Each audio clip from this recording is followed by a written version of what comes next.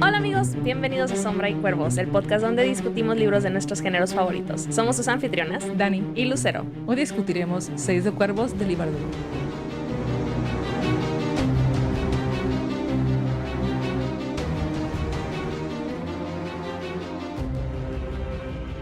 Nuevamente bienvenidos y gracias por acompañarnos en esta nueva emisión. Hoy estamos muy emocionadas, especialmente emocionadas, porque vamos a hablar de uno de nuestros libros favoritos, que es Seis de Cuervos de Leigh Bardugo. Leímos del capítulo 1 al 6 y es lo que vamos a discutir. Es un libro muy especial porque fue nuestra introducción al Grishaverse y el Grishaverse fue como empezamos a este podcast. Si ven nuestro nombre, Sombra y Cuervos, el cuervo lo tomamos de este libro. ¡Sí! Entonces, ¡qué precioso! Es parte de nuestra historia, es muy especial. Así que bienvenidos, gracias por estar aquí.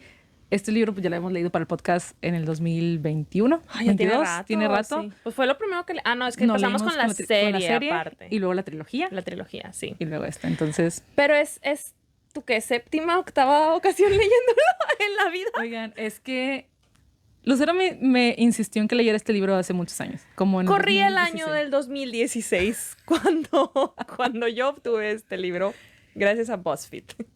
Sí, random. Sí, pues es que sí, gracias BuzzFeed con su newsletter de libros. Y dije, está muy padre, se ve muy bonita la edición, vamos a comprarlo. Ni siquiera leí de qué trataba. Lo mandé a pedir. Y luego me insistió en que lo leyera. Fue de los primeros libros que compré en la Kindle, como el cuarto libro que compré en mi Kindle.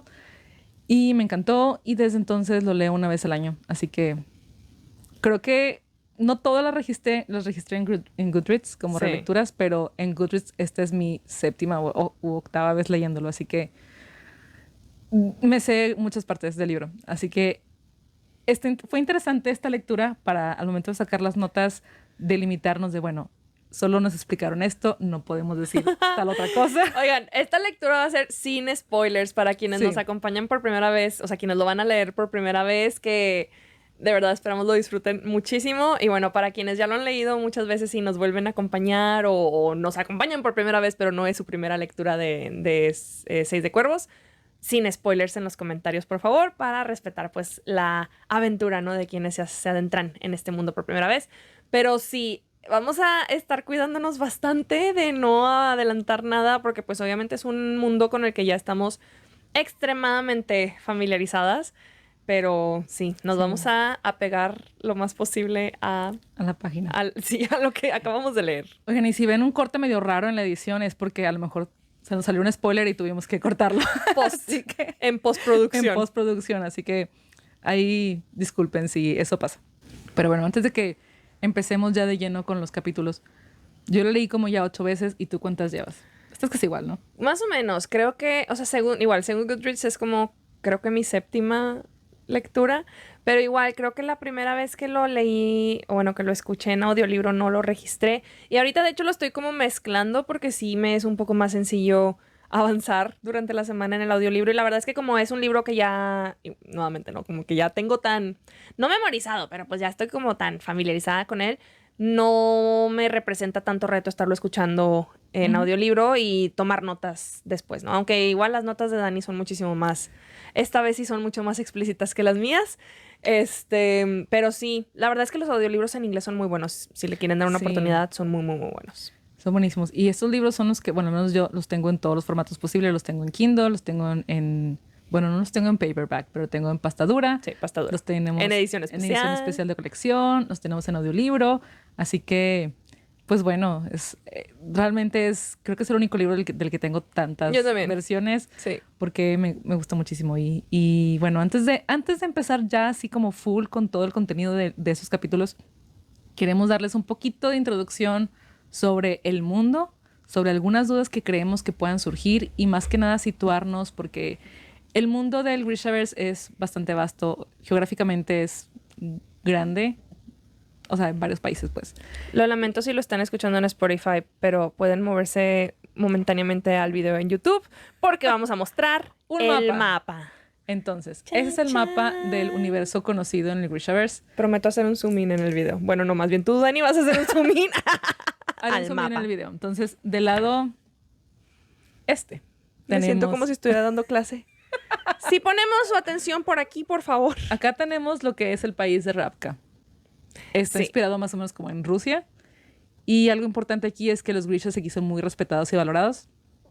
Bueno, más o menos. Más contexto en la trilogía. Sí, Pero- la trilogía original se sitúa en Ravka, Ravka. entonces si quieren tener más contexto la pueden leer. No es necesario para leer Seis de Cuervos, o sea, honestamente nosotros entramos en lleno, ceros, sí. de lleno a Seis de Cuervos, se entiende todo por contexto, pero no está de más que sepan. Y Sí. que si les gusta esta historia y lo quieren leer, denle la oportunidad, sobre todo porque si quieren continuar eventualmente con los libros que siguen, sí Sí, tienen que necesitan leer leer esto, la trilogía original. Entonces, aquí algo importante de Ravka es que tenemos dos ejércitos. Tenemos el primer ejército, que es un ejército normal, digamos, y tenemos el De segundo mortales. ejército de simples mortales, sin poderes, y el segundo ejército, que es el ejército de puros Grishas. Ya en el capítulo 5 y 6 de los que leímos ahorita, de Seis de Cuervos, nos dicen que Nina era un soldado del segundo ejército. Entonces, se refieren a este ejército en Ravka. Y nosotros estamos aquí. Ay, ¿dónde está Ketterdam? Que está por acá. Aquí está. Aquí estamos. Usted está aquí. Aquí. Aquí se va a situar toda nuestra historia. Bueno, Una por lo parte. pronto. Ya Sí. después nos moveremos, pero ya verán. Pero sí, es un mundo vasto, quizá no tan vastos como otros que hemos estado leyendo últimamente. El Cosmere. Pero sí, no está de más tener ese contexto. Igual, ahorita ya entraremos un poquito más en detalle también sobre las órdenes Grisha. No mucho, porque la realidad es que con contexto se va a ir entendiendo todo, pero también es algo que se ve muchísimo más detalle en la trilogía original. Y que honestamente yo cuando leí Seis de Cuervos por primera vez, no me metí a buscar spoilers, pero sí me metí a buscar como información de esos libros originales como para entender un poquito mejor la estructura de los Grisha, de cómo funcionaban, cuáles eran los poderes que había, etc. Y para nada afectó mi lectura de Seis de Cuervos. Entonces ya hablaremos de eso. Y yo le pregunté a en un Lucero, momento. y ya. Sí, yo me aseguré de darle todo un resumen como el que les vamos a dar Sí. cuando empezó a leerlo. Entonces esperamos lo disfruten mucho. Sí. Pero ahora bueno. sí, empecemos con el capítulo 1. Es que hay algo importante de este capítulo porque, oiga, es que me da mucha risa porque cada vez que hablamos de Seis de Cuervos y hablamos de Liv Verdugo empieza un capítulo, sus libros con capítulos, al menos del Grishaverse, desde puntos de vista de personajes que no son los protagonistas. Pero nosotros no sabíamos eso cuando empezamos a leer Seis de Cuervos. Ajá, yo no sabía eso, así que cuando leí, me tomó mucho leer el primer capítulo, aunque es muy cortito. Me acuerdo que lo estaba leyendo, me acuerdo que estaba en un Starbucks leyéndolo. Y le dije a Lucero, oh, espero que Just sí se quede con Anya. Creí que los iba a chipear, yo estaba Qué chipeando a triste. Just con Anya y fue de que, oh dear, sigue leyendo. Sí, es muy Y- triste. sí. Muy triste, ándale. Muy triste, pero sí, es a la usanza de Leigh Bardugo que siempre suele empezar sus libros con algún capítulo extra, Random. con un personaje random fuera de, entonces Sí, no se ilusionen con los personajes que conozcan ahí.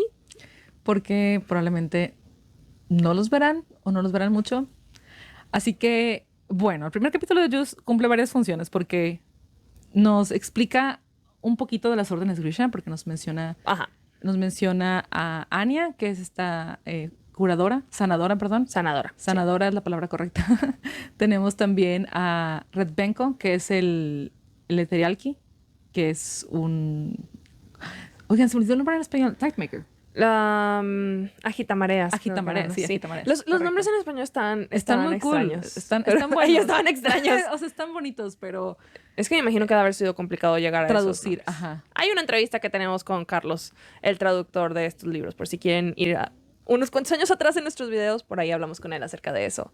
Y tenemos la mención de Yuri, que es este otro chico hacedor de la orden de los Material Key. O, sí, es Durast y ¿cuál es el otro? Alchemy. Fabricator. Alchemy. Espera, son que- tres, ¿no? Es Alchemy, Durast. Bueno, en cada libro del Grishaverse tenemos esta introducción con la lista de las órdenes Grisha que tenemos primero a los Corporal Corporal Key. Key, Perdón, que lo es- estamos leyendo de aquí porque si del no libro. se nos olvidan. Sí, tenemos a los Corporal Key, que son la orden de los vivos y los muertos. Mis Tenemos, favoritos. Sí, es la orden de Lucero y creo que los está Ah, es verdad, trae sus representando. colores. Su color es el Fue sin rojo. querer. Su color es el rojo y son los mortificadores, que son los Heartrenders en inglés, y los sanadores, que son los healers en español. Después tenemos la orden de los Eterialki, que es la orden de los invocadores. Su color es el azul. Y tenemos a los Squallers, que son los... Vendavales, creo que en español. Vendavales, sí. Tenemos a los Inferni, que son los Inferni. Los del fuego. Los del Estos fuego. son los elementales, Ajá, básicamente. Sí. Pero se llama igual en español, ¿no? Inferni. Inferni, sí. Y los Tide Makers, que son los agitamareas. Sí, que controlan el agua. Controlan el agua. No hay de tierra, curiosamente. Ajá. Los bueno, material que pero medio entran. Lo que iba a decir, tenemos pues a los materialki, que son la orden de los hacedores, y tenemos a los duras, que manipulan toda la materia, o sea, como los minerales, por así ¿Los decirlo. químicos y eso no? ¿O eso eran No. los alquemi? Los alquemis son los que manejan los químicos. Ah, sí. Y los duras mencionan que los textiles y Ujú. materiales más como Más metales, como es cierto, metales, es cierto, todo es eso. cierto. Y bueno, hay otras Como denominaciones, ajá. pero esas ya entraremos más a detalle cuando se necesite. Sí, cuando se presenten ya hablaremos de esos detallitos. Entonces, ya con ese contexto básico, bueno, fue algo que nos explica de cierto modo el capítulo de Just. Más adelante en este bloque también hay algo más de explicaciones, pero en este capítulo nos hablan también de cómo existen los indentures en inglés o los contratos de servidumbre que se manejan en Curse, y tenemos aquí tanto a Anya como a Yuri como a Redbenko, que son esos Grisha que están contratados por el mercader Hout, el dueño de esta casa donde trabaja Just, y bueno, él tiene esos 3 Grishas para su servicio, que mencionan que Yuri estaba tiñendo unas cortinas, y Redbenko trabaja en los barcos, y la sanadora pues es la sanadora, no de la casa. Yo no recuerdo la mención ni de Redbenko ni de Yuri. Qué impresionante. Ven, mi attention span está por los suelos. Eso me pasa por escucharlo, pero no importa. Me atengo a las consecuencias. Sí. Pero sí, a mí la verdad es que este capítulo, a pesar de que sí, la primera vez que lo leí también fue que, ok, el personaje de Just, pues obviamente no conocía ningún personaje. Se me hace súper buena introducción también como para el tipo de escenario en el que estábamos. Si vieron este clip de esta entrevista que publicamos hace unos días en nuestro perfil, en donde Sanderson y Leigh Bardugo están hablando acerca de como la construcción de estos mundos del fantasy heist, Leigh Bardugo habla acerca de cómo para ella tiene como, o lo compara con Marvel, ¿no? De cómo en Marvel tienen estos shows de superhéroes, ¿no? Los grandes, típicos Avengers, etcétera. Y luego hay como que street levels, ¿no? Los callejeros, que como Luke Cage, Jessica Jones, Daredevil, etcétera. Y menciona que, bueno, en mi mundo, Sombra y Hueso no sería como ese gran universo de superhéroes, y Seis de Cuervos es como este street level. Y creo que Ketterdam nos sitúa justamente como que en este mundo. Porque sí, realmente, cuando leen la trilogía original, Ravka y Ketterdam son mundos muy, muy, muy distintos. Entonces, sí, Ketterdam tenemos pues este bullicio de mercaderes y zonas de placer y casinos y demás, ¿no? Entonces, es muy, muy real hasta cierto punto. Sí. Entonces, sí, ya nos va dando como este setup en donde vamos a estar situados toda la historia. La mayor parte de la historia. La mayor parte de la historia. Entonces, aparte, lo que me gustó mucho de este capítulo es la línea, bueno, del libro en general, la línea con la que abre de Just tenía 2 problemas: la luna y su bigote. No, el bigote, no.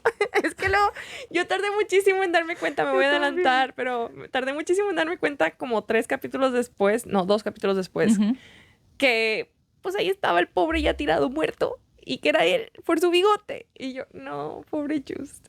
Yo también me tardé en verlo y fue... Creo que fue hasta mi segunda lectura que me di cuenta de eso. Creo que me tomó más de 2 lecturas darme cuenta. Qué triste. Pero sí fue muy triste. Creo que lo leí de que en un foro o algo así, de que, mira, sí era Just. La peor manera de enterarte de que, rayos, cómo no lo vi. Exacto. Sí. Entonces, bueno, Just, todo lindo y demasiado bueno para este mundo.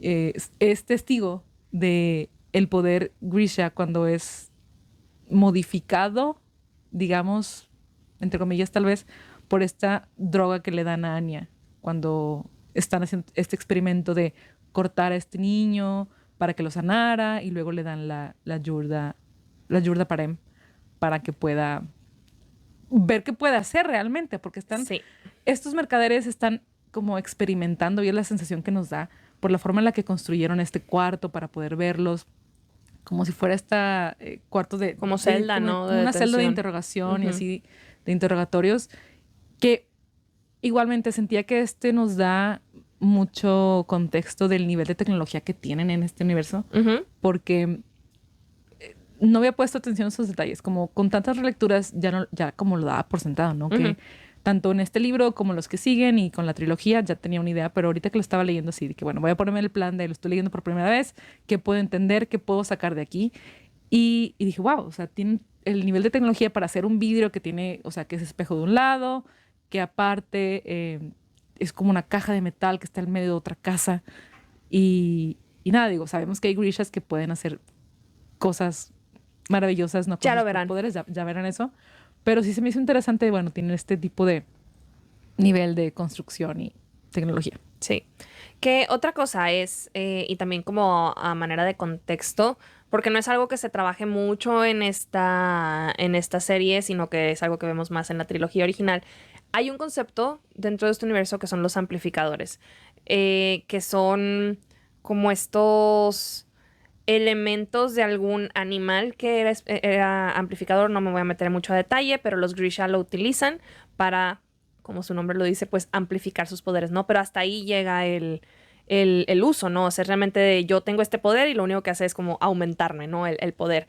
Y la Yurda-Parem viene a cambiarles por completo la jugada porque, como veíamos con Anya, lo que hace es modificarles por completo la dinámica, ¿no? De ese poder. Vemos aquí que Anya, pues originalmente que es sanadora, pues en teoría nada más podría sanar. Y de pronto con la ayuda del Yurda-Parem puede controlar las mentes humanas, cosa que se me hace tan fascinante. Pero vemos lo adictivo, ¿no? Más adelante sabemos lo adictivo que se vuelve la Yurda-Parem y pues lo efímero que es el efecto del poder. Ujú. Hasta que lleguen a este punto como de remisión de necesito más, ¿no? Entonces, pues obviamente es casi letal para ellos, sumamente peligroso. Y pues nos da el conflicto, ¿no? O uno de los conflictos principales que nos vamos a estar encontrando en esta historia, sobre todo para aquellos personajes que pues vayamos conociendo que sean Grisha. Entonces sí, creo que me funciona bastante bien este capítulo como a manera de introducción. Sí. Lo que sí es que conforme más lo leo voy detectando detalles de que yo siempre se me olvida este punto. Mencionan por ahí en el capítulo también de que sí, el asesinato del embajador o algo así. Sí. Y yo, cada que lo leo, vuelvo a pensar lo mismo de no recordaba este detalle. Es impresionante cómo se sale de mi cabeza cada que termino de leerlo. Es como que sí, adiós al embajador. Sí, porque tenemos esta mención al principio del capítulo de Just, menciona que como que la ciudad está en este revuelo por el asesinato, y luego en el siguiente capítulo también Inés lo menciona, y creo que hasta el tercer capítulo tenemos un poquito más de información respecto a lo que se cree que pasó, ya que conocemos más los efectos de la Parem. Pero, pues bueno, creo que eso sería todo para el capítulo de Just, porque ya tuvimos una buena introducción, ya vimos qué pasó, vimos que hubo un poquito ahí de desvivir a algunas personas y... y algo de sangre. Espero que disfruten la brutalidad. Lo que me encanta de estos libros es la cantidad de brutalidad que hay. O sea, sí, estoy pensando en una escena específica, pero todavía no hemos llegado a ella, así que ya hablaremos de eso cuando llegue. Pasemos al capítulo 2. Uno de mis favoritos, yo creo que una de las introducciones de personaje favoritas es esta primera línea que tenemos. Y hay una serie de televisión, si nunca la han visto, es muy buena, combina tanto Sombra y Hueso como Seis de Cuervos, pero si es la primera vez que están leyendo estos libros y no han leído Sombra y Hueso, no vayan a la serie todavía porque se van a spoilear muchísimo. O sea, sí combinan las dos líneas cuando en los libros realmente son líneas del tiempo diferentes. Entonces, espérense a verla. Pero los actores incluso que hicieron de los personajes de Seis de Cuervos también hablaban de lo icónica que es esta línea introductoria porque es... no, es que no puedo con ella. Me encanta, me encanta. Cass Riker, Didn't Need a Reason. Me encanta, me encanta. Y el actor que hizo a Cass en la serie, Freddie Carter, habló de cómo él, cuando le estaban ofreciendo el papel y estaba en el proceso de audiciones, pues compró el libro, y que cuando leyó esta línea, dijo, ya, o sea, estoy convencido de que quiero este papel y voy a luchar por este papel. Cuando leyó esta frase y fue de, wow. Y lo obtuvo. El poder. Y lo obtuvo y lo amamos. Ya entraremos después un poquito en temas de fancast, no sé si en este episodio o en los siguientes, pero... hablaremos también de la impresión que nos dio sus actuaciones en la serie, porque sí son bastante buenas. Pero la verdad es que sí. Si hablamos de la serie y si hablamos de los actores, no vamos a terminar de hablar del resto del Aparte ya bloque. tenemos episodios de eso en nuestro podcast, solamente en audios de hace muchos años. Pero sí, ya eventualmente tocaremos ese tema por encimita. Pero sí, conocemos a Inés, una de nuestras protagonistas. Se darán cuenta que vamos a tener un punto de vista para cada uno de nuestros personajes principales, lo cual es algo, a mí en lo particular se me hace increíble, porque usualmente o tienes como este punto de vista único o tienes a lo mucho 2 puntos de vista, pero acá estamos hablando de que vamos a tener 5, 6, puntos de vista. Entonces, es padrísimo irte dando cuenta como de la diferencia de narrativa que tiene Ajá. cada uno de ellos y cómo se identifica de volada quién está narrando. Me encanta. Precisamente eso fue lo que aprecié mucho en esta lectura, que sentía que podría brincar de capítulo a capítulo, podría no tener el nombre y me daría cuenta de quién es por el tipo de palabras que usa, por el tono, y por la forma en la que observan a los demás personajes. Sí. Algo que me gusta mucho de esta múltiples puntos de vista es que podemos, por ejemplo, aquí vemos a Cass a través de los ojos de Inej y podemos ver cómo para ella es una persona calculadora, fría, pero también cuando vemos a Cass desde su punto de vista, y él ve a Inej, él ve cómo Inej quiere sacar lo mejor de él. Siempre dice algo así como quiere encontrar pedazos o migajas de bondad en mí. Y me encanta ver ese tipo de, no sé, tal vez contradicciones de las impresiones que tienen uno del otro. Entonces, es muy bueno. Y este capítulo nos da también un contexto en el tema de las pandillas, de los gangsters, sí, digamos. las diferentes bandas que existen en la ciudad. Ajá. Vemos los conflictos que hay, nos introducen a personajes que tomarán más peso, como Jesper, que creo que no es spoiler si han visto a lo mejor algo de fanart, que Jesper es un personaje... También es uno de nuestros cuervos. De nuestros cuervos, de los importantes. Digo, Inés lo menciona un poquito más adelante. Y nos introduce también al tipo de como que de humor que tiene el libro también. Sí. Estas discusiones que tienen, como el tipo de peleas y también los recursos a los que llega Cass y la fama que tiene de ser despiadado y de no tener... Sí, de no... Aparentemente de ser no... un monstruo. Sí, de ser un monstruo, de no necesitar una razón, pero Inés sabe que él siempre hace todo lo que le conviene y siempre tiene un motivo de acuerdo a sus beneficios y su conveniencia. Que algo que se discute mucho en el fandom y que la verdad nosotros hemos tratado como de ignorar a lo largo de los años es la edad de los personajes, sí. Porque sí, son muy jóvenes. O sea, estamos hablando de que el libro técnicamente se sitúa dentro de la fantasía juvenil, aunque yo la siento un poquito más adulta. O sea, como las temáticas, incluso la misma narrativa, sí yo la colocaría dentro de como, sí, fantasía adulta. Entonces, sí, la verdad es que una recomendación que nosotros siempre hacemos es ignoremos las edades. Recientemente, como este año el libro está cumpliendo 10 años, sacaron unas nuevas ediciones que le llaman The Drex Editions de Seis de Cuervos y Reino de Ladrones. Y hace poquito apenas nos enteramos de que aparentemente hicieron ciertos cambios de edición en donde se quitaron como todas esas referencias a las edades. Y sí me tocó ver ciertos posts en redes en donde hablaban sobre...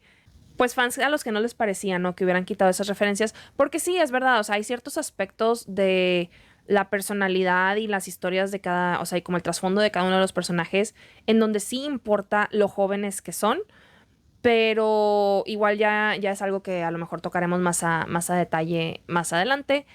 Pero a mí en lo personal siempre me ha funcionado muchísimo más como que imaginármelos en sus 20s, sí, como mid-20s quizá.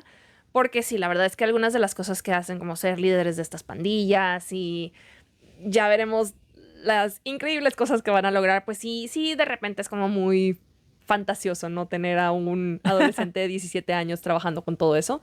Sí. Pero bueno, la verdad es que si no son como tan quisquillosos con ese tipo de detalles, pueden simplemente ignorar el hecho de que tienen 16, 17 años y continuar con la lectura. Sí, y creo que parte de la queja fue porque como en la serie de Netflix los actores no fueron actores adolescentes, la gente sentía que estaban como tratando de que se pareciera más el libro a la serie en vez de a la inversa. Entonces, a mí tampoco me molesta tanto el cambio. Digo, entiendo la molestia de algunos fans, pero... la realidad es que cuando estás leyendo ya la historia, se te olvida que son tan jóvenes. Y sí, por el tipo de temáticas, yo no le daría este libro a un niño de 16, a un niño. Pues sí, un adolescente de 16 años. Yo quizás sí, pero... yo no sé, a lo mejor, dependiendo, ya que conoces a la persona, diría, bueno, está bien, lo puedes soportar. Pero tal vez diría, ya que cumplas 18. Tal vez. Pero sí. Entonces, bueno, tenemos las pandillas, tenemos la mención de, bueno, los despojos, que es la pandilla de Cass, el grupo de Cass, o The Drex. Nunca me ha gustado ese nombre. A mí tampoco me gusta, pero bueno, en la traducción así quedó y creo que sí más o menos se traduce a lo que sería. Sí, más o menos. Ajá. The Drex o los despojos. Tenemos también a los Leones Moneda, que son los Dime Lions, y los Black Tips. Los Puntas Negras. Puntas Negras, que son los con los que se están enfrentando en este encuentro este parlay en el the exchange, En el intercambio. en el intercambio, que es esta No sé qué el es. intercambio. Yo me lo imagino como una explanada así Yo de también, que en medio de los puertos. O algo así. ajá, porque está tal cual, según yo, así como que en medio de los puertos. Entonces, wow. Wow, porque ver todo desde el punto de vista de Inés, donde está tratando de salvar a todos, Ay, salvar a no, me Cass. estresaba un chorro. No recordaba, o sea, siempre que lo leo también tiendo a olvidar de que sí, o sea, Cass realmente está confiando en que Inés llegue a tiempo Ajá. o en realidad ya se deshizo de los guardias él de antemano, porque van a encontrar que Cass siempre está como 15 pasos adelante de todos, cosa que a veces también hay gente que encuentra como muy irreal, ese como Pero es train un of libro de thought, pero es un fantasía. libro de fantasía, es correcto, y yo no tengo ningún problema con ello. Me encantan ese tipo de personajes, pero sí, a veces me hace dudar de que esto es parte del plan o realmente se está saliendo todo de control, O es coincidencia, lo como cual lo es... que vimos al final de este capítulo. Sí, no. Entonces, sí, yo estaba muy estresada porque no recordaba de el segundo guardia, no sé qué. ¿Va a llegar a tiempo? ¿No va a llegar a tiempo? No me acordaba de nada. Pero ese momento nos da una de las frases más icónicas de Inés, de I like it when men beg. Me gusta que los hombres rueguen, pero no es el momento. Es de las mejores líneas. Es que tenemos tantas citas que nos encantan de estos libros que ya las tenemos. Ay, me las voy a tatuar. No, pero sí, se darán cuenta que hay demasiadas citas que ya tenemos como súper grabadísimas. Sí, oigan, es que entre las lecturas y tantos fanarts y tatuajes que la gente sí se ha hecho que luego los ves y dices, wow, Ey. qué cool se ven. Hay muchas citas muy buenas. Y me di cuenta, fíjate, que estoy leyéndolo en Kindle para... La intención era como tener el tiempo de tomar notas y ver qué cosas había subrayado en la primera lectura. Ajá. Porque lo leí por primera vez en Kindle, la mayoría de mis lecturas han sido en audiolibro y otra fue en libro físico cuando lo leímos para el podcast hace unos años. Así que dije, bueno, regresemos a la Kindle y veamos qué cosas subrayé, si tomé alguna nota o algo. Casi no tengo nada subrayado. Yo tengo mi libro en español subrayado en físico y no recordaba eso. Pues Y yo, cuando lo leímos ajá, para el podcast. pero no me acordaba. No me acordaba que sí lo había rayado. Y yo, oh, Sí. wow. Compromiso. Sí. Porque no suelo rayar mis libros. Entonces, bueno, ¿qué más podemos decir de este capítulo? Tenemos a Jesper, tenemos cómo Cass lidia con la traición. Eso estuvo interesante. Oh, sí, lo de Gran Bolliger. Eso creo que no lo vi venir la primera vez que lo leí. Me encanta también como tenemos cómo se establece el personaje de Jesper con todas sus armas, que me lo imagino como esta escena de Piratas del Caribe en donde les están pidiendo que se despojen de todas las armas y es como que sacan de todos lados y de repente es de que no, todavía traes una y de que, sí, perdón, y la pistolita así chiquita, ¿no? Yo Así me imagino a Jesper. Yo pensé en el Señor de los Anillos cuando llegan ¿También? en la 2 que llegan y empieza, o sea, Legolas saca su arco y saca unas dagas y queda atrás. Así, tal cual. Y Aragorn también, me acuerdo de Sí, eso. Jesper es fanático de las armas. Y es cool, bueno, me relacioné otra vez con esa parte porque a Cass no le quitan su bastón, como a Gandalf no le quitan su, sí es su cierto. bastón. Entonces, Le quitaría su bastón a un pobre, ¿qué le dice? Un pobre lisiado, iba a decir. Sí, algo así. A crippled man, dice, ¿no? En inglés. De que si se trata de ti, claro Sí. que sí. Y yo, no se equivocan. Cass es letal con su bastón. sí. Y algo que también hemos hablado muchísimo cuando la primera vez que grabamos episodios de estos libros es que algo que le admiramos muchísimo a Inés y que pues nos resuena muchísimo, ¿no? O sea, siempre hemos sido muy abiertas acerca de nuestra fe y de cómo la profesamos en nuestras vidas y pues es algo que nos resuena bastante con Inés porque ella es una mujer de fe y que a pesar de las 1000 cosas que ha pasado en su vida ya tenemos un poquito de background de ella en estos primeros capítulos. Pero ya más adelante pues conocerán a fondo, ¿no? Su historia y a pesar de todo ello ella nunca pierde la fe, ¿no? Y mencionan que sus cuchillos tienen los nombres de sus santos y siempre está como encomendándose a ellos y no, a pesar del como escepticismo y hasta sarcasmo con el que Cass llega a hablar con ella de esos temas, ella siempre se queda como muy firme, ¿no? Acerca de ello, no se deja amedrentar por esos comentarios, entonces es algo que me encanta, que le admiro muchísimo y que cada que lo leo es como hay 1000 cosas que le podemos aprender. Me gusta mucho. Y si quieren más contexto de los santos del Grishaverse, pueden leer ya sea la trilogía original o el libro La vida de los santos, que es un libro dentro del Grishaverse, así que es genial cuando realmente lo sacaron hace un par de años.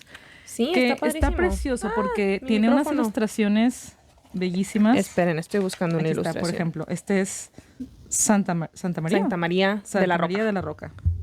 Es un ejemplo. Pero hay otros más. Mira, por ejemplo, este de San Nicolai. Ay, Espera, agárrame de Choque aquel contra lado. los micrófonos Sí, todo el tiempo. Ajá, entonces Está muy padre. está hermosa la edición, las ilustraciones son bellísimas y las historias son muy buenas. De hecho, también tenemos una serie de capítulos sobre este libro también, que fue una experiencia muy divertida porque pudimos investigar santos de la vida real contra estos santos, así que Sí, porque muchos están Sí. inspirados en santos de la vida real, entonces... ajá, No, fueron creo que de los episodios que más entretenidos han Sí. sido de grabar. Fue Entonces, muy divertido. dense una vuelta si les interesa saber un poquito más de eso. exacto. Pero sí, dejemos entonces este primer capítulo de Inesh, en donde ya vimos todo este primer conflicto con las bandas, y nos vamos al capítulo 3, que lo tenemos desde el punto de vista de Cass. Que de inmediato tenemos este giro a esta narrativa como muchísimo más cruda, más... no sé si Sí. seria, porque también la de No, Inesh es seria, pero creo sí que- más cruda. Sí, creo que no seria, sino como más cruda y despiadada, Ujú, tal vez, justo. como que vemos todo a través de sus ojos con esta visión de la avaricia, de no tiene piedad, Sí, no tiene justo. piedad, eso, no tiene piedad, no conoce eso y realmente, ay, cuando ya conoces más a Cass, bueno, no quiero hablar de más, así que no diré lo que iba a decir, porque es que sabes que si digo lo que digo van a decir, es que tiene un pasado así y así y así que mejor no digo nada porque quiero que conozcan su historia. Aquí ya nos mencionan ciertos detallitos en este bloque sobre quién era Cass cuando llegó a Ketterdam, porque él menciona que, bueno, cuando estuvo en esta discusión con Giles, dijo, no, pues solo soy el tipo de bastardo que fabrican en el barril. Pero luego él dice, bueno, realmente no soy de Ketterdam. Y menciona... Es de otro lado. Es de otro lado, es de otro lado. Llegó a Ketterdam con Jordi y había ¿Y vendido... con su papá? No, ¿No llega con su papá? no. Ah, no es cierto. No. Sí, llegan ellos Llegan después ellos de solitos. que fallece el papá. Ajá, pero llegan con un cheque de la venta de la granja del papá. Entonces, eso es lo que nos dan, hasta ahorita es lo único que tenemos de contexto sobre quién es Cass o quién era Cass antes de que algo pasara y lo convirtiera en esta persona que es en este momento. Y ver también, digo, sabemos o intuimos que debió ser algo traumático porque es justo en este capítulo donde ya es tomado por este Grisha. Sí, dicen, Era una gitamareas, no creo que se conviertan sí. en... No le dicen el nombre, simplemente es un... Sí. No, sí le dicen su nombre. ¿Sí? Mika. ¿Era Mika? ¿Que no Mika era el niño No. al que le estaban haciendo los cortes? Ah, no, sí, Mika No, era el Mika del Grisha. Grisha. El niño no recuerdo cómo se llamaba. Bueno, En fin. X. Entonces lo toma este gitamareas y él lo primero que piensa es el fantasma de Jordi. Sí, y yo así de... Ajá. Teoría sobre quién es Jordi, pero luego ya nos dicen quién es más adelante. Sí. Y yo, bueno, está bien. Pero luego cuando se encuentra en la casa donde ve todos los cuerpos y todo el rollo, como que empieza así de que, oh no, recuerdos. Pero nos dice recuerdos de qué. Solo algo Va a ser algo traumático. interesante, sí. Sí.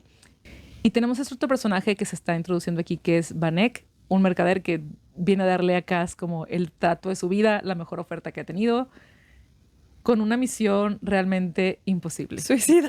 Suicida, sí. La verdad ¿Qué te es pareció?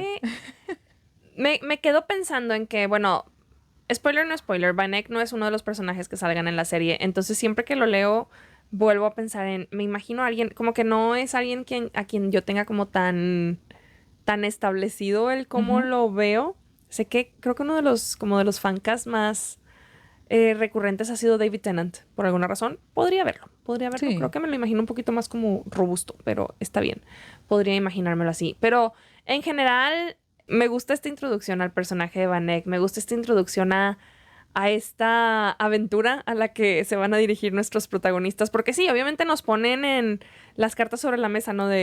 Nos introducen un poquito lo que es a quién tiene que ir a rescatar este personaje de Bo-Jul Bayur, que tengo demasiados problemas pronunciando su nombre y estoy haciendo todo mi esfuerzo posible por aprendérmelo y que no, porque sí, esas letras se me confunden. Creo que las primeras era de que Jobul y yo, no era Bo-Jul Bayur.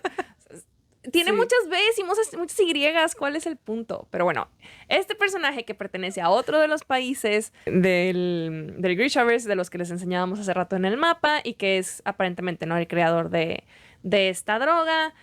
Algo que me llama mucho la atención y que le puse atención en específico en esta relectura y que creo que nunca lo había notado, es que cuando Vanek empieza a hablarle de pues de él y de la droga y que Boyul Bayur les envió como ¿sí? un sample, ¿no? De la droga y que se dirigió con ellos que porque quería como... Ay, se me olvidó la palabra en español. El defect, desertar Ajá. de las líneas, digamos, de los Shu. Me quedé pensando de que ¿realmente hizo eso? ¿O consiguieron la información de algún otro lado? No me digas, porque la verdad es que no me acuerdo si es ¿Cómo? algo que... O sea, es que Vanek menciona Que... Ok, ya que entendí. ¿A qué te Boyul refieres? Bayur se había Sí, puesto en quieren contacto contacto con con, ellos. como con el Consejo Mercader y Ujú. demás para que lo ayudaran a salir del país, ¿no? Sí, sí, sí, sí. Antes de ser capturado por Fierda. los Fierdanos y que se lo llevaran a la Corte de Hielo. Entonces, ahí es donde me entra mi duda de... ¿Eso sí pasó? Sí pasó o simplemente se lo están inventando para poder también sacarle provecho a la droga. No me acuerdo. No me acuerdo en absoluto. Bueno, según yo sí me acuerdo y no nos confirman ni nos niegan ¿No? Ok. que haya pasado. Pero bueno, Creo. El punto es que lo tienen Los Fierdanos. secuestrado, Y otro punto, capturado. aquí nos presentan también quiénes son los Fierdanos. Ah, sí. Entonces, Otro país. Otro país, Fierda es otro país, que es como el enemigo jurado de Ravka, por así decirlo, que tienen esta orden de soldados que son los Druskela, que nos mencionan también en el capítulo 6 con Nina. Y los Druskela son esos soldados que son los como cazadores de brujas, están cazando constantemente a los Grishas. O sea, ellos ven a los Grishas como si fueran una abominación. Entonces, pues tenemos ahí ese tema de por qué los Fierdanos quieren tener a alguien que hizo una droga que puede modificar los poderes de los Grishas. Pues uno pensaría que como para protegerse de que no se manufacture, ¿no? Ajá, de que no sea una amenaza para los Exacto. más grandes, los Grishas.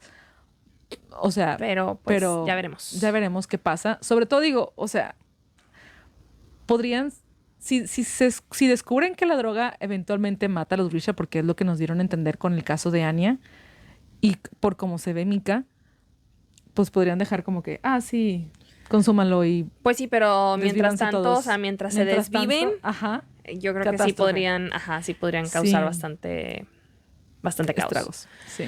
Pero bueno, el punto es que se establece, ¿no? Que es donde lo tienen capturado en esta corte de hielo, que de hecho también si tienen el libro físico viene un mapa, un plano de cómo se ve la corte de hielo.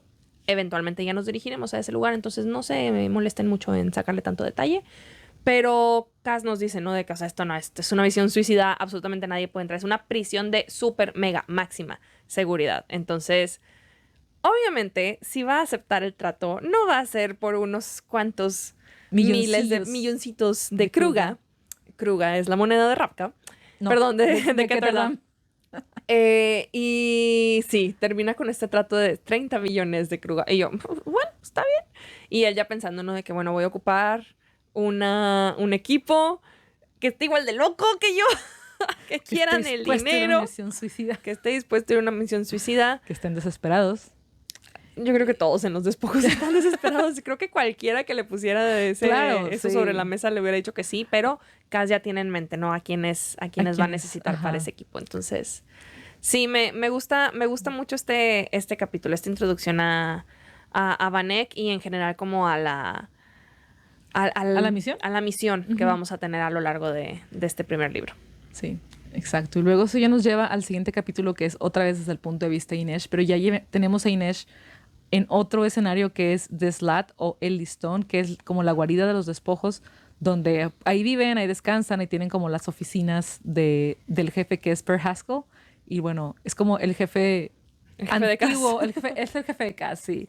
Mientras Kaz, como quieras, como que él es el que está manejando y administrando todo realmente. Y tenemos aquí a Inesh, le habían dejado este trabajo de despedir a uno de los despojos porque estuvo ahí como que robándose algo de dinero. Y vemos, algo que me gustó de este capítulo es que nos muestran cómo Inesh tiene que estar en un ambiente predominantemente masculino y cómo tiene que defenderse y cómo tiene que pintar su raya ante todo, pues para no sufrir abusos, para no ser víctima y para mantenerse firme, mantener su postura y que lleguen a respetarla. Y eso me llamó mucho la atención de, wow, o sea, realmente a veces nos podemos sentir que vivimos en un mundo así también de hostil. De hostil, digo, no tanto, pero Digo, yo no sé, Sí pasa, no me gusta sí estar a pasa. la defensiva, pero creo que viendo todos de los ojos de Inés, dices, wow, qué fuerte que tengan que vivir así. Y también tenemos otro personaje, o bueno, ya mencionábamos a Jesper, ya lo teníamos, pero aquí nos dan a entender con bastante claridad que está hundido en las apuestas. Sí, no recordaba de que desde aquí se Establecida. estableciera Sí. que tiene cierto problema con las apuestas. Pero bueno, pues Cass le da rienda suelta con tal de que no se Sí. meten más problemas. Al menos sí lo tiene controlado. Así lo tiene controlado. Me quiero regresar tantito a lo de Inesh porque se me hizo una coincidencia bastante curiosa que justo cuando estaba escuchando este capítulo, ese mismo día me topé un TikTok de era una chava en el gimnasio y está haciendo como sentadillas. Trae las bolas que tienen peso, no recuerdo sus nombres. Y se le acerca un chavo atrás y le agarra las pompis y yo así de que qué grosero. La chava suelta las pelotas estas y le tira semejante golpiza, así de que un puñetazo a la cara, un puñetazo al estómago y otro puñetazo a la cara. Lo noqueó. ¡Hala! Y yo, ¡oh! Entonces, no sé, me acuerdo mucho de Inés de que saca su manopla. ¿Es manopla? Sí, lo de los knuckles. Sí, ajá. Y como menciona, ¿no? De que, o sea, él me cae bien, no es como que tenga problema, pero pues tiene que aprender en dónde se pinta la línea. Y yo, claro que sí, o sea, claro que sí. Ujú. Entonces sí, me fascina el personaje de Inesh, porque sobre todo creo que en muchas ocasiones mencionan como lo petit que es. Sí. Entonces pues obviamente ella ha tenido que aprenderse a defender de diferentes maneras. Y por ahí tenemos un poquito como de el pasado, no recuerdo si fue en este capítulo o en uno de los anteriores, un poquito de su pasado, de cómo ella pues era acróbata, había aprendido a estar mencionan creo que específicamente lo de la cuerda floja, etcétera. Entonces sabemos que es hábil en ese sentido, ágil y demás, pero pues también tiene que aprenderse a defender de manera física, no con cierta violencia hasta cierto punto y se convierte en esta experta en cuchillos, que ya la veíamos por ahí en el primer capítulo. Entonces, todo mi respeto para este personaje. Y también nos mencionan que tiene apenas 2 años desde que se unió a los despojos. Ella antes estaba trabajando en un burdel. Bueno, trabajando suena muy voluntario. Estaba Ajá, forzada. estaba forzada en un burdel. Entonces, bueno, ahora ya está en los despojos. Tiene este contrato. Bueno, Per Haskell compró su contrato de servidumbre que tenía Por insistencia de Cass. por insistencia de Cass. Ya llegaremos a esa parte más detallada. Y al menos ahora tiene oportunidad de pagarle esa deuda a Per Haskell y poder tener libertad, que es lo que ella pues quiere. Anhelaba. Anhela, sí. Entonces tenemos ese detalle de unirse a su pasado. Y luego tenemos ya la llegada de Cass, donde habla un poquito con Per Haskell. Y luego ya cuando está en su oficina con Inesh Inesh. espiándolos ahí de que Sí, por el peephole. me encantó. Está bien padre. Y luego ya en la oficina de Cass, la discusión con Inesh. Es que Cass no tiene pudor. Pudor. Le vale que. Le vale todo. Me choca y me agrada y lo amo, pero es muy Sí. chistoso. Creo que habla mucho El nivel de confianza. del nivel de confianza que le ha agarrado Inés. Sí. Que también digo, espera, tampoco se está desnudando, ¿verdad? Se está quitando la camisa, pero aún así. Pero sí, no creo que sea algo que haría con cualquier persona. Ajá. Pero luego hay una línea justamente de Cass que menciona de que no era como que confiara plenamente en Inés, pero había llegado como a depender de ella. Y yo, dudo, o sea, la dependencia va después de la confianza. O sea, no sé cómo te explico eso. Sí. O sea, no sé cómo te explico que ya la confianza la pusiste plena. Si le puedes depender tu vida de ella. Entonces, Sí, sobre todo porque otro detalle que tenemos que es aquí cuando Cass se está aseando, se quita los guantes. también. Y Inés dice, nunca he visto que se quite los guantes en otro lugar que no sea aquí y que no sea delante de mí. Ujú. Entonces, vemos al final del capítulo anterior cuando está Cass hablando con Vanek le pregunta de que, oye, ¿y por qué usas los guantes? Y bueno, ¿qué has escuchado? Dice, no, pues que tienes garras, que están cubiertas de sangre tus manos. Y le da otras versiones. Sí. Que tiene cicatrices, una cosa así. Y es de que, pues, créete cualquiera de esas porque todas tienen algo de verdad. Entonces, esa frase también me encanta. De todas las citas que hay en este libro, es también de las que más me gustan. Así que todavía no sabemos qué rollo con las manos de Cass, por qué usa guantes y por qué solo se los quita en su oficina y delante de Inesh. Ujú. Y bueno, le explica Cass a Inesh, ¿no? Que un poco acerca de este trabajo, de esta misión que les acaba de proponer Vanek. Porque veníamos de una Inesh que estaba ofendidísima Sí. por la perspectiva de que Cass fuera a confiarle Toda la banda. toda la banda, exacto, mientras él estuviera fuera en el trabajo a Pim, creo, A Pim, ¿no? ajá. Y ella así de que, o sea, ¿por qué? Yo es como que yo soy muchísimo más prudente y Sí, muchísimo más como, habilidosa. y como que la ve más cercana a él también, Ujú, que son también. más cercanos, me tienes más confianza. ¿Por qué vas a dejar a Pim? Pero bueno, obviamente es porque pues ella también tiene que ir al trabajo. Entonces, sí, me encanta. Y esta última frase de cómo cierra de que, bueno, consígueme esto y consígueme el sombrero y que no sé qué, y ella así de que, por favor. ¡Ay, no!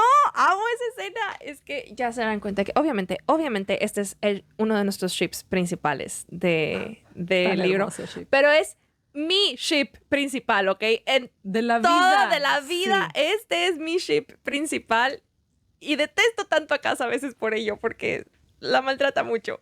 No, no es cierto. No. Pero es como, dice cosas y no, que no coinciden con sus acciones. Entonces, Y luego dice me cosas estresa. que te dices, ay, te quedas como la última de que, Como por esto. favor, my darling Inés, treasure of my heart, cómprame un sombrero. Y es de que, Y ella de que ojalá te caigas las bajando las escaleras.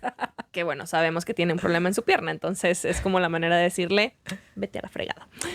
Y ella bien sencillamente se baja así. Deslizándose en el barandal. como la acróbata que es. Entonces, no, amamos el banter entre estos dos. Me Son fascina. geniales. Me fascina. Y luego tenemos el capítulo de Cass, donde va a conocer a otro de nuestros personajes principales, que es Nina, que amamos a Nina. Creo que la primera vez que leí estos libros, Nina fue durante mucho tiempo mi personaje favorito. Se lo decía a Dani de que me gusta mucho, me sentía muy identificada con ella, que todo el tiempo quiere estar comiendo. Y yo, claro, soy yo. Y aparte, pues es un personaje que pertenece a mi orden favorita de los Grisha, al tipo de Grisha que era el que más me gustaba, que son estos mortificadores, que creo que no hablamos de lo que ellos hacen, pero bueno, aquí en este capítulo con Nina se nos explica un poco. Se me hace tan fascinante lo que hacen, o sea, que pueden controlar todo lo que es el interior del cuerpo humano, que si la respiración, el ritmo cardíaco, cualquier tema con los órganos, etcétera, etcétera. Y es que ese nivel de poder es increíble. Y creo que aparte es un poder muy distinto a lo que estamos acostumbrados. Como que usualmente pues tenemos como estos tipos de poderes elementales, ¿no? Que también los tenemos en este sistema. Pero este en específico lo comparábamos siempre con el Sangre Control, por ejemplo, Sí. de Avatar, ¿no? Y no sé, se me hace súper interesante. Y ya cuando vas aprendiendo más acerca de cómo los utilizan y demás, es increíble. Pero bueno, Nina pertenece a esta orden. Sí. Pero en este caso ella lo está usando para... Pues igual que muchos otros Grisha explican ahí justo en este capítulo, me parece que pues muchos Grisha llegaron a Ketterdam después de la guerra civil que ocurrió en Ravka, que si quieren saber más de ello, pueden ir a leer la trilogía original. Y pues ellos esperando así como que el sueño americano, ¿no? Y nada, cruzas el charco y no está el sueño americano. Entonces, pues tienen que encontrarse la manera, ¿no? De salir adelante y la mayoría lo hacían, como mencionábamos hace rato, a través de estos contratos de servidumbre. Y sí, la historia de Nina no recuerdo si es en este capítulo o en el otro, en el siguiente, donde menciona que cuando ella llegó, que originalmente iba a trabajar para Pekka Rollins, que es el otro dueño de estos casinos, enemigo jurado de Cass.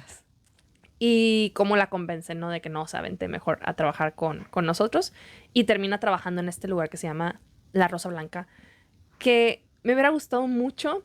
Spoiler, no es un lugar que salga en la serie, entonces no hay como un visual claro de cómo se ve, pero me hubiera gustado mucho ver ese lugar. Siento que se ve como todo pristino. No sé, me encanta el mármol, entonces como todo lo veo de mármol. Cuando dijiste hace rato antes de grabar, me dice Lucero, es que creo que es súper bonito. Y yo, es súper, pero al mismo tiempo dije, aterrador, perturbador, ¿no?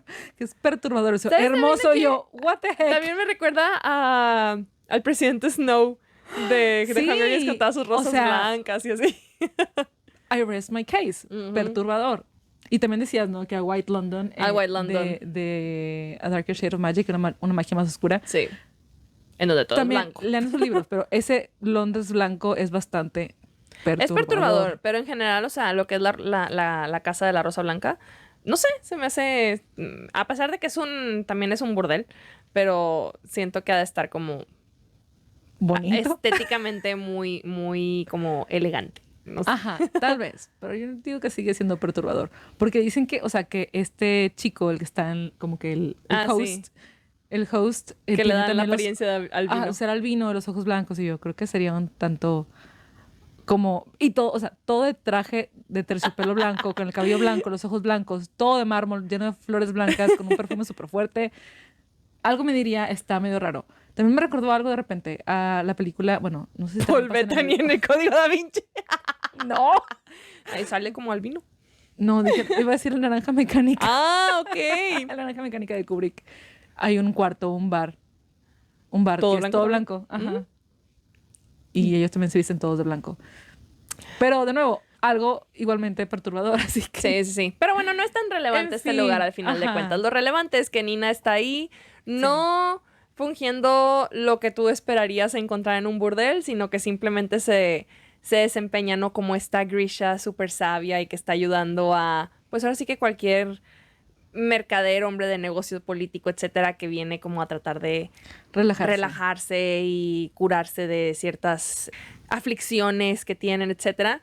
Y creo que es la primera vez que tenemos la mención de lo que son las keftas. Y recuerdo que la primera vez que yo leí este concepto, pues sí me fui a buscar así de que, ¿qué es eso?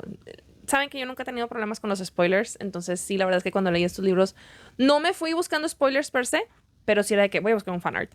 Y las keftas son estos uniformes que utilizan los Grisha en el segundo ejército. Nos mencionan que Nina, pues en su momento fue parte, ¿no? del segundo ejército en Ravka.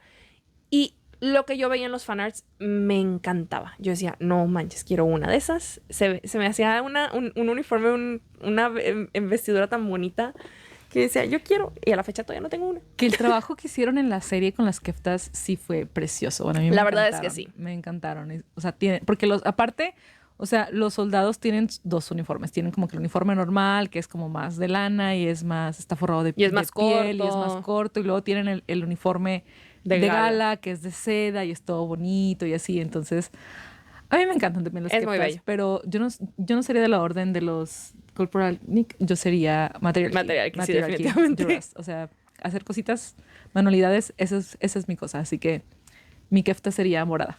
Hay roja. un test oficial, por si lo quieren ir a hacer, para que encuentren a qué orden pertenecen. Y sí me salió la mía. A mí también. Sí, a mí también me salió. Los mortificadores. Sí. Pero bueno, Pero aquí nos dicen que pues Nina está usando una kefta, ¿no? Como para... es como un disfraz. pero es un disfraz realmente. Sí. Ajá, dice, no, eso está toda pica y esto nada que ver con lo que usábamos en el segundo ejército. Se le quita como con recelo, no con enojo. De que, sí, justo.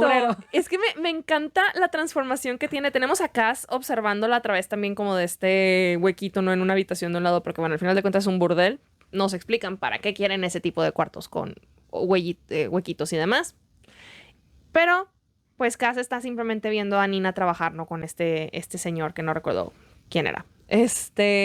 Y cómo tiene, él mismo menciona, ¿no? El cambio su narrativa de que cómo está haciendo su papel de la Grisha sabia, y le dice de que ve en paz, y yo de que what, y luego entra él y de que, eres tú. Y se despoja por completo del personaje. Me fascina cómo Nina pasa de una personalidad a otra, así de que como si fuera agua corriendo en el río. O sea, es increíble, es increíble. Me gusta muchísimo su personaje. Que incluso Cass dice, perdió su llamado en el escenario. Porque su capacidad, su habilidad histriónica es impresionante. Así que disfruté mucho eso. Y también vemos esta parte como más real de Nina cuando Cass le explica, bueno, lo que has escuchado de la Yurda Parem es real, ya lo vi, ya me dijeron esto.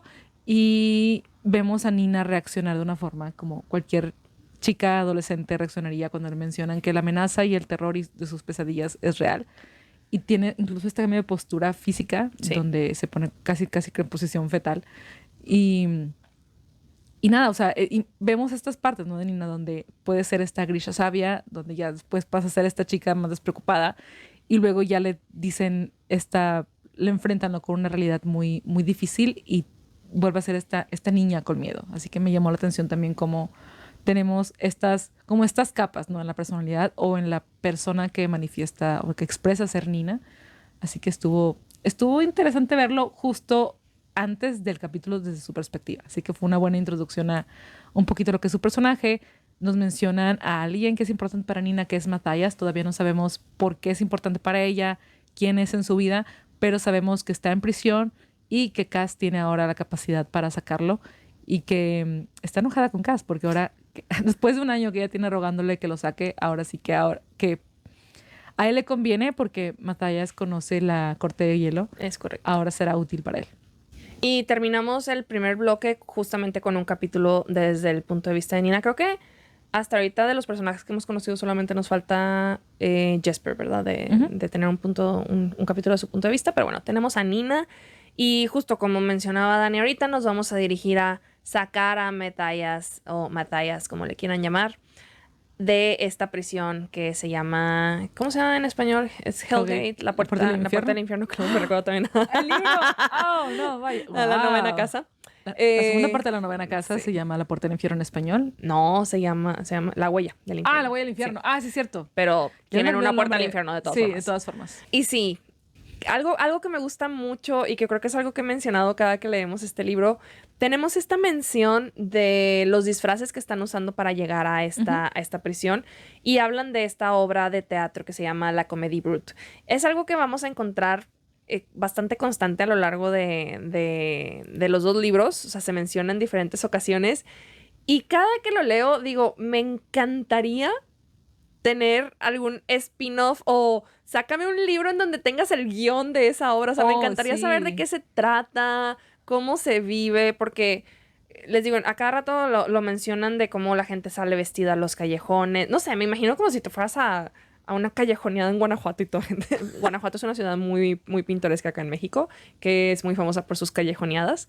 Y sí, o sea, sí, me imagino a toda la gente que disfrazada con los diferentes personajes de que nada más yendo por las calles. Entonces, me gusta mucho. Hay ciertos fanarts que podríamos mostrarles de cómo se ven algunos de esos disfraces. Y a Nina le saca muchísimo de onda de que, pues ella está con la idea de que van a ir a meterse a una prisión a rescatar a uno de los reos. Pues obviamente esperarías que fuera algo como de incógnito, ¿no? Y de pronto ve a todos estos botes llegar con gente igualmente disfrazada y es como que, pues, ¿a dónde venimos? Pasando? ¿Qué pasa? ¿Dónde es la fiesta o qué? Exacto. Entonces, la sorpresa que se lleva cuando ve que en realidad hay todo un espectáculo en realidad en la prisión y es como que, what the heck? Vemos cuando están llegando que la admisión la están cobrando los Leones Moneda, que es la banda de Becca Rollins, el enemigo jurado de Cass, que ya vimos un poquito en el capítulo, 2 capítulos atrás o en el anterior, un poquito sobre cómo Cass tiene planes para destruirlo, que dice ladrillo a ladrillo, brick by brick, y tiene todo, como que todo de su vida es motivado por la venganza y para aplacar o callar el fantasma de Jordi. Y es lo único que nos dice, no nos dice por qué, cuál es el motivo de esta venganza, cuál es su enojo, pero después lo descubrirán, van a ver. Y tenemos esta como llegada de Welcome to the Hell Show. Y yo, what the heck?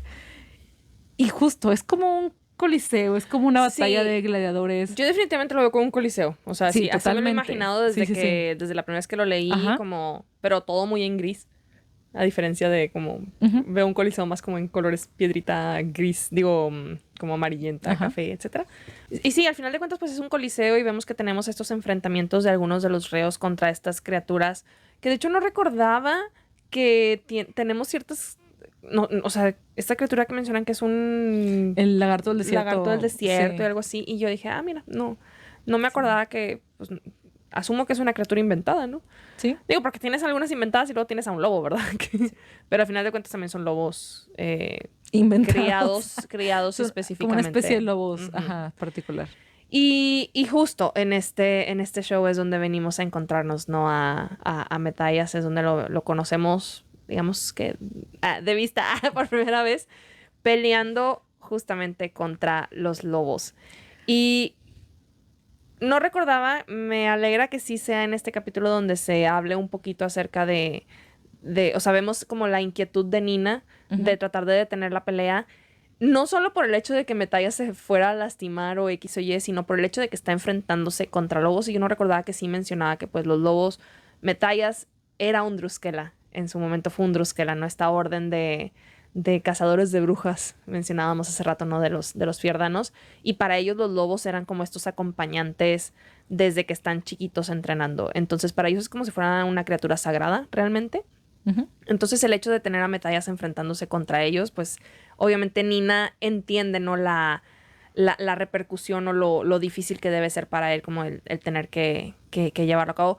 Porque por un lado, o sea, fue al azar, fue como el destino que lo llevó a pelear contra esa criatura en lugar de cualquier otra de la que estaba en la ruleta. Pero pues es la manera que ha encontrado de sobrevivir. Asumimos que lleva 1 año ahí en la prisión. Entonces, pues, ni modo, le toca. Que también otra cosa de Mataya es que Nina menciona que cuando mata a estos lobos, lo ve haciendo una oración. Entonces, otro tema, ya mencionamos a Inés, sobre el tema de la fe con Inés, pero vamos a ver que con Matayas también va a jugar un papel importante, que también se va a explorar de otra manera porque son fes diferentes. Son fes diferentes, son personajes muy distintos, pero vamos a ver cómo Leigh Bardugo siempre explora el tema de, bueno, similar tal vez a Sanderson, como lo acabamos de ver, pero Leigh Bardugo también explora el tema de la fe, de la religión y cómo repercute en la moralidad de los personajes, sí, en su visión del mundo, en la forma de conducirse hacia otros y el por qué, ¿no? Así que como estén listos, ¿no? Para que no les sorprenda, ¿no? Que vamos a ver un poquito más de eso con Matayas, pero aquí tenemos de esta pequeña mención de Nina lo ve rezando después de acabar con la vida de uno de los lobos. Y ya que Matayas termina con esto, ya pasamos a su celda, donde quedamos con un cliffhanger impresionante, que cuando hicimos la división de capítulos, o sea, fue por un número de páginas, no fue porque se quedaron en un cliffhanger, pero fue como que, mira, bien, será muy buen cliffhanger. Siempre de alguna forma nos funciona. Sí, no, es que yo recuerdo que cuando leí este libro por primera vez, este capítulo, o sea, al final de este capítulo me dejó con un shock tremendo. Afortunadamente yo no tenía que esperar una semana para seguir leyendo. Pero sí fue como que al principio iba todo bien, de que sí, Nina, pues el dude estaba todo inconsciente y que sí, que vamos a intercambiar a Musen.